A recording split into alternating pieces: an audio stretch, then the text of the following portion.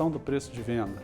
Formação do preço de venda utilizando custeio gerencial ou variável. Nesse modelo de precificação, nós temos aí uma outra forma de enxergar o processo de gerenciamento dessa relação de consumidor. Nós temos aí o custeio variável, que é aquele que vai classificar os gastos em função do volume. Da onde nasceu essa necessidade? Essa necessidade nasce muito mais da preocupação com o atendimento adequado a diferentes públicos-alvos, com diferentes necessidades e com essas necessidades representadas em volumes diferentes.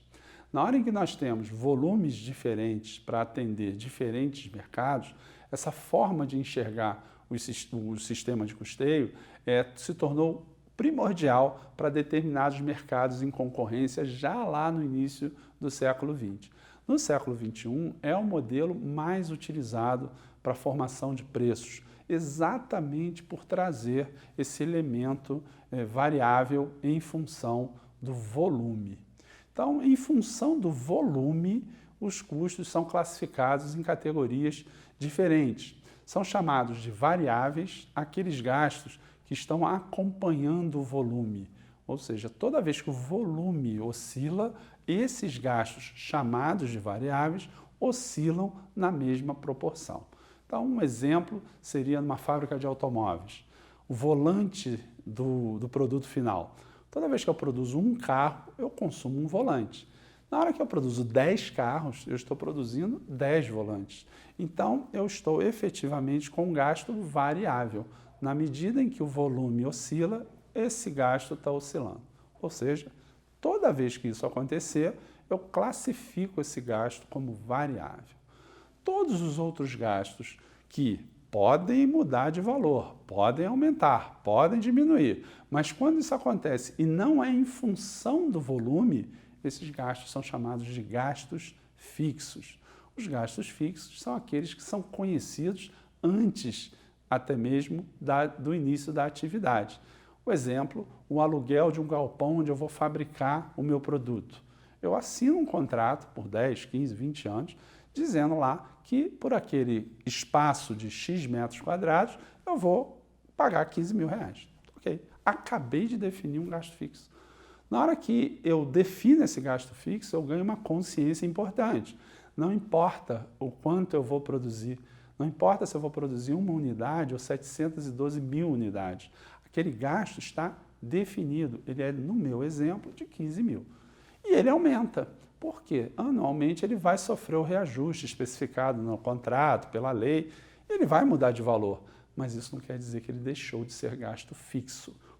O que o caracteriza como fixo é o fato de eu conhecê-lo antes de entrar em operação. Ou seja, no dia 1º de cada mês, ao iniciar o meu expediente daquele dia, consequentemente daquele mês, eu já conheço aquele valor, eu já conheço aquele esforço. Isso é um gasto fixo. Mas o que isso trouxe de positivo e por que isso se tornou um mecanismo de precificação tão poderoso assim? Porque foi criada uma informação, um indicador considerado, em termos de estratégia empresarial, como um dos mais relevantes do planeta, que é a margem de contribuição.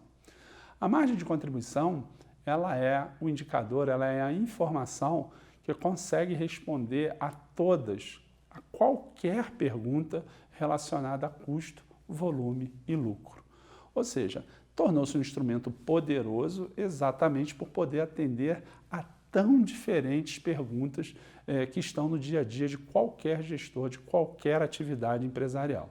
A margem de contribuição é o resultado do preço, ou seja, da minha receita, menos os gastos variáveis, ou seja, aqueles que oscilaram em função do volume. Então, toda vez que eu vou apurar a margem de contribuição, ela vai estar me mostrando o quê?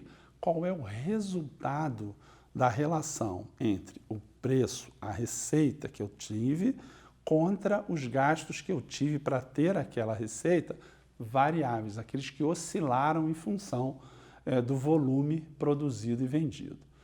Abaixo da margem de contribuição aparecerão os gastos fixos. Por quê? Eles também têm que ser sustentados, a empresa tem que arcar com eles também. mas eles são conhecidos, eles não vão interferir, eles não vão afetar o meu desempenho, independente do volume que eu faça. Então, estão ali guardados, importantíssimos, mas como eles não vão oscilar em função do volume, eu já os conheço, eles vão aparecer debaixo da margem de contribuição.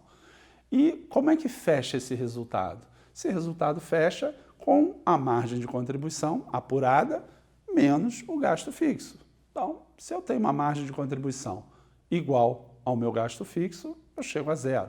Se eu tenho uma margem de contribuição maior que o gasto fixo, eu vou ter lucro.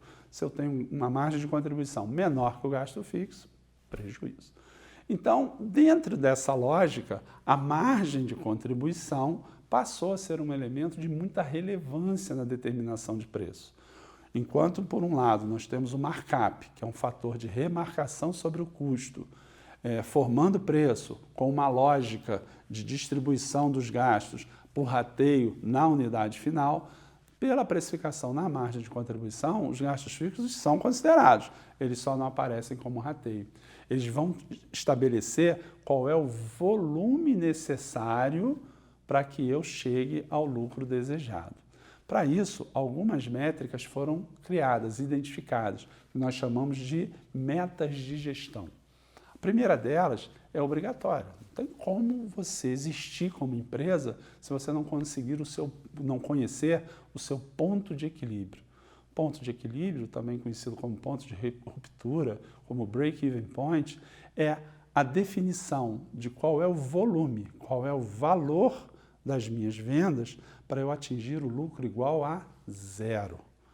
Ou seja, ele é um importante instrumento de gerenciamento do meu negócio, porque se eu não conhecer qual é o esforço que eu preciso minimamente para dar zero, eu vou tomar muitas decisões erradas. Infelizmente, nós encontramos ainda hoje empresas que definem as suas metas desconsiderando esse instrumento. Então, na realidade, eles estão definindo a morte, o final da sua existência. Porque toda vez que eu definir uma meta para ser atingida e ela está abaixo do ponto de equilíbrio, eu vou ter prejuízo. Se eu tenho prejuízo constante, eu acabo deixando de existir.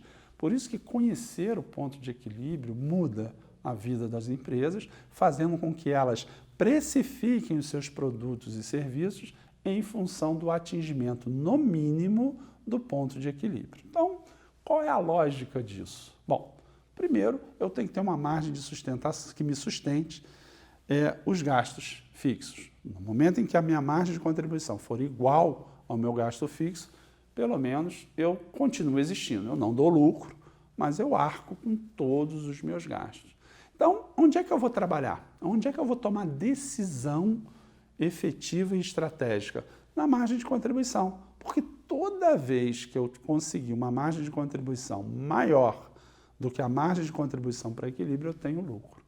Então, a precificação também começa a olhar esse quesito. Olha, se eu conheço meus gastos variáveis, integrados, inerentes, alocados ao meu produto ou serviço, toda vez que eu aumentar essa margem de contribuição, ou seja, que eu conseguir um preço que aumente a margem de contribuição ou reduzir um gasto variável que interfere na minha margem de contribuição, eu vou ter mais lucro.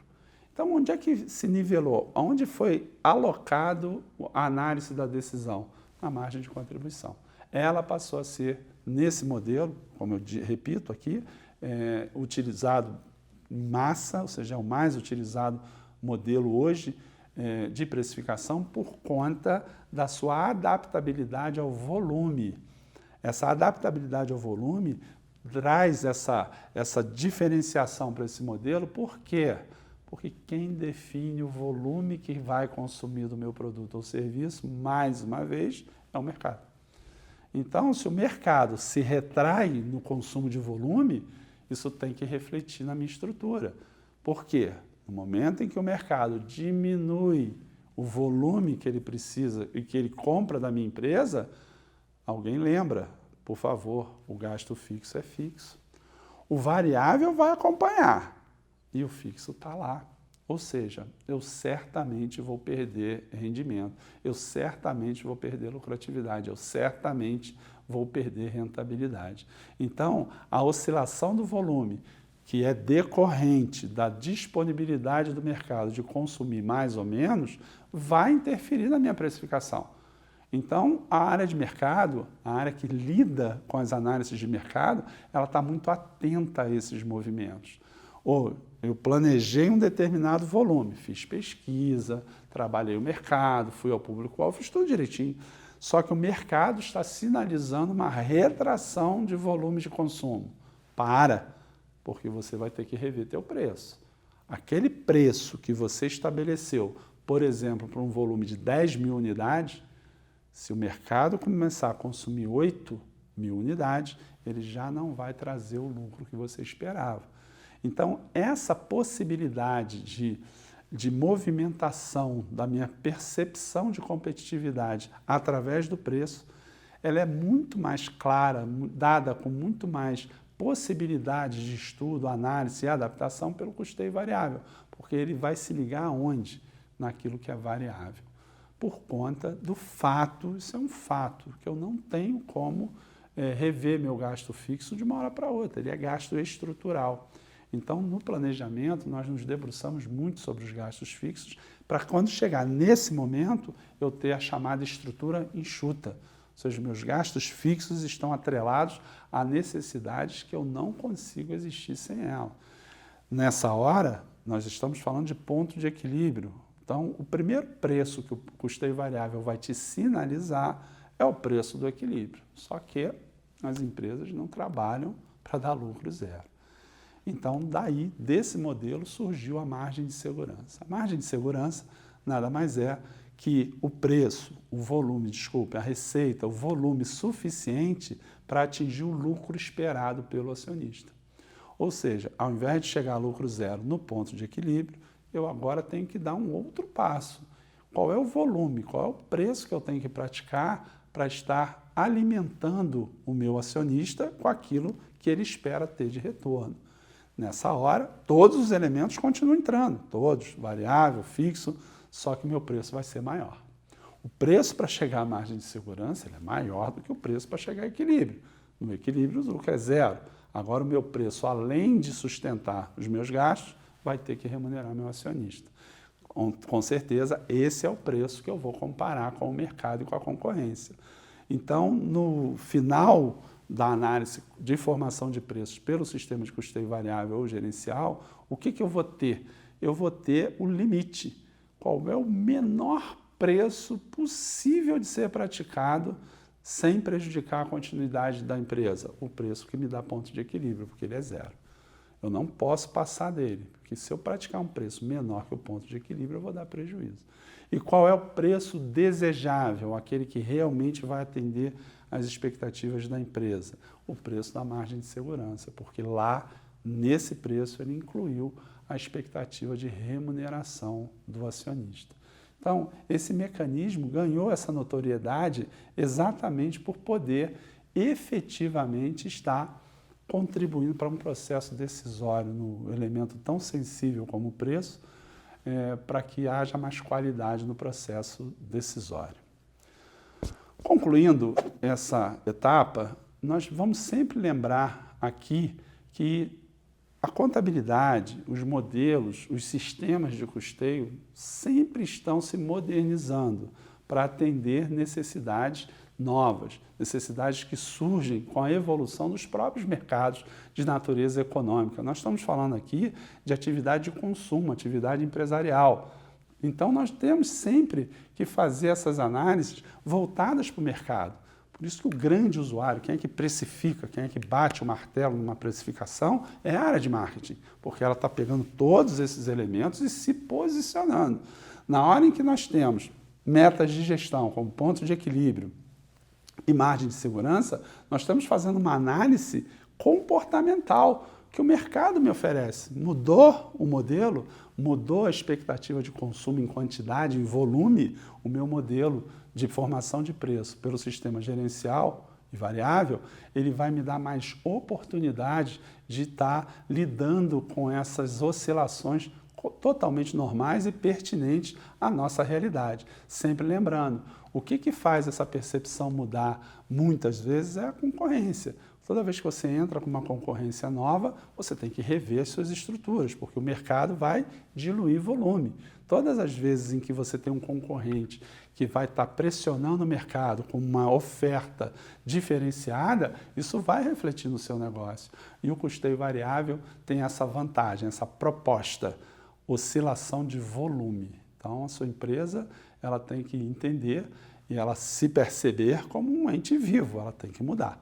Ela tem que estar ali se adaptando todo o tempo àquelas oscilações que o mercado promove.